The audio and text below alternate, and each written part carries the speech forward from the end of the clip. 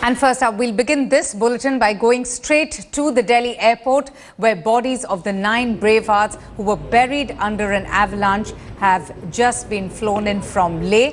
In fact, earlier on, the mortal remains of the 9 Siachen bravehearts were given, an official wreath-laying ceremony. In fact, there was a full military honours were given to them in Leh, and their bodies have just been brought from Leh. The bodies of all the 9 martyrs has just landed right now at the Palam airport, and a ceremonial wreath-laying ceremony is taking place as we are witnessing the ceremony right now live from Palam airport. Kamaljeet Sandhu joins us for more on this. Kamaljeet, do we know who all are present there for this official wreath-laying ceremony? Avantika, this is the final adieu that the armed forces are giving to these 9 brave soldiers. Lance Naik Hanunta Manthapa, who had actually survived this for 6 long days, buried under 35 feet of snow. His final journey was over much before these 9 soldiers could be brought back to Delhi after 12 days. But remember, yes, all the armed forces are very much present out here. The 3 service chiefs will be laying wreaths soon.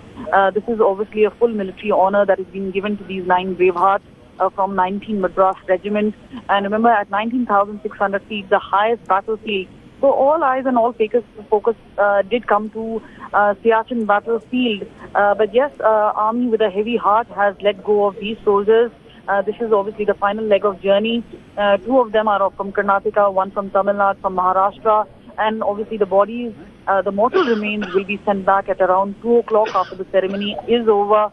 But remember, the focus is obviously not just on the highest battlefield, but also the grit and determination of these soldiers, not just to do their duty, but also give up their lives so that the rest of the country can actually be safe.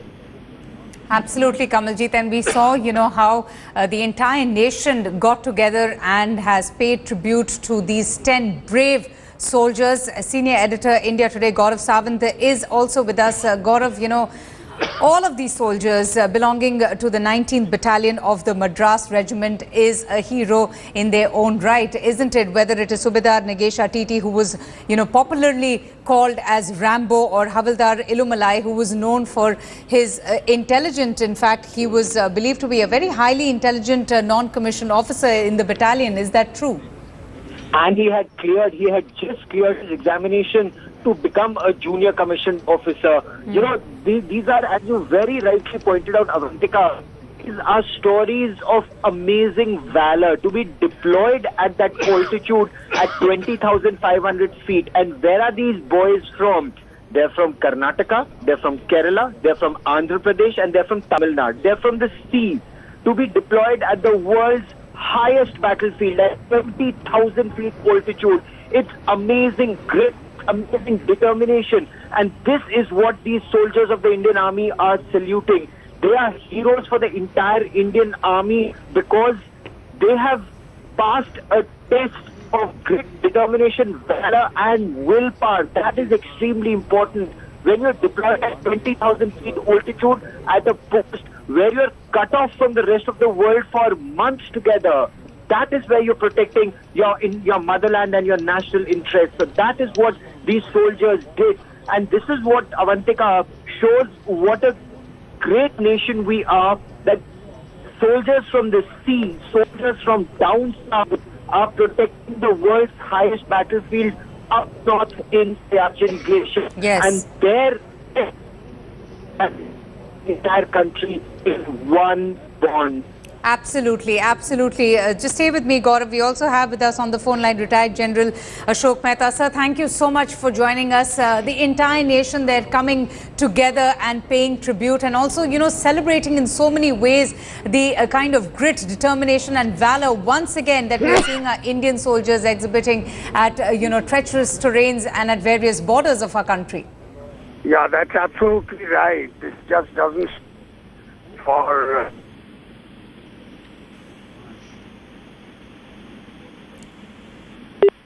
Okay, we got disconnected there. But, Gaurav, I was speaking to Shankar Roy Chaudhary a short while back, and he was mentioning about the fact that why only when a situation occurs like this, the entire nation wakes up to, realize the kind of sacrifices that each and every armed forces personnel is putting for the country. And it's unfortunate, actually, that is the reality, isn't it, that only when a disaster takes place or a warlike situation takes place is when the country wakes up and realizes the kind of supreme sacrifice that our Jawans make. Spot on there, Avantika, because this is a war that has been on since the April of 1984, 13th of April 1984. It was when Operation Meghdoot was launched, and this is where our soldiers went in for the first time at the Siachen Glacier, the Saltoro Ridge, beyond the Siachen Glacier. Gaurav, just stay with me. If I may interrupt you there, I am joined once again by retired General Ashok Mehta. Sir, sorry, we got disconnected earlier on. You were making a point. Please go ahead. No. What I was saying is that while we pay our homage and tribute to the valor of these soldiers who perished in the ice fall, we should not forget the grand and the valiant work done by the Indian Air Force and the Army in rescuing these bodies from the ice fall, the debris of the ice fall. And one other point I'd like to make, which is that in this moment of grief, we should also consider at a later stage the utility, the strategic utility, because, on an average, we lose 10 people, 10 to 12 in a year due to physical casualties. This year, we've already lost 14 people, which exceeds the annual figure that we lose. So I think it's also time while we pay tribute and homage to these soldiers and their rescuers, to also consider that if you get a good deal with the Pakistanis, we must start considering a withdrawal, a de-induction from Saltoro Ridge. That's something that I've been recommending for a long time, but it must include delineation and authentication on original maps. Right. General Mehta, stay with me. My colleague Gaurav Sawant is also here with me, and he would also like to ask a question. General, while that is a fair point you make, General, can you hear me? That's a fair point you make, that this is a very inhospitable situation where our soldiers are deployed and we have 10 to 12 casualties every year. General, the point remains, how do you trust Pakistan after Kargil? You are a soldier. Sorry? You have seen. How do you trust, Gaurav? How do you trust Pakistan after Kargil? LOC is delineated. No. Yet they infiltrated. No. What I'm saying is, when I say a good deal, a watertight, monitored, guaranteed. Who can guarantee? How is it watertight? LOC is watertight. LOC is delineated. There are all kinds of technologies available to monitor. Technologies are available at the LOC, General. No, but Pakistan comes in every other day at the LOC also. No, but you can't infiltrate. You can't, the whole game on Saltoro Ridge is who can sit on the top. And once you are on top, nobody can come and take it again. So there is no infiltration. So God forbid Pakistan says, yes, we will not come there. They sign it at the LOC and then they come and sit there. We will never be able to dislodge them, and all casualties since 84 till date will be futile. Gaurav, there are two words. One is trust and the other is verify. This is something, trust and verification have to go hand in hand. And as I prefaced my remarks with that, if you get a watertight deal, and if you are able to put in place a monitoring agreement, and technologies are available for that. People have worked this out on track 2 at San Diego and other places in the United States. But it's a matter of political will and trust. That's the point. General, put your hand on your heart and tell me if you can trust Pakistan. No, but nobody can put his hand on his heart or on his head and say you can trust Pakistan. Of course not. But if you get this agreement underwritten by a third party, the United Nations, in this day and age, now Pakistan knows that that you cannot.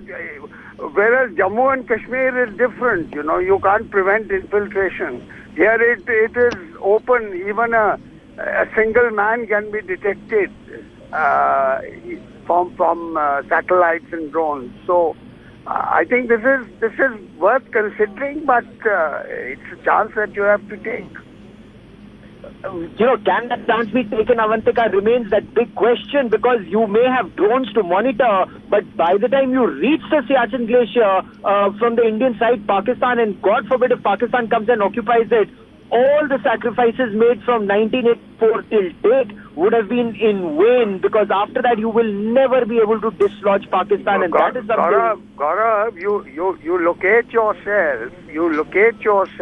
Okay. See, the location, since it is easier for Pakistan, Yes. terrain, so that has also been worked out. The compensation for the degree of difficulty and where Indian troops, forward troops, would be located in order to preempt the situation that you are saying. So this is not something that's going to happen overnight. Right. But I'm saying this is something we should consider. We've already lost 2 posts. Yes. Pakistanis have lost 3 posts. God knows with this weather, climate change and these tectonic shifts, how many more people we want to lose on both sides. All right.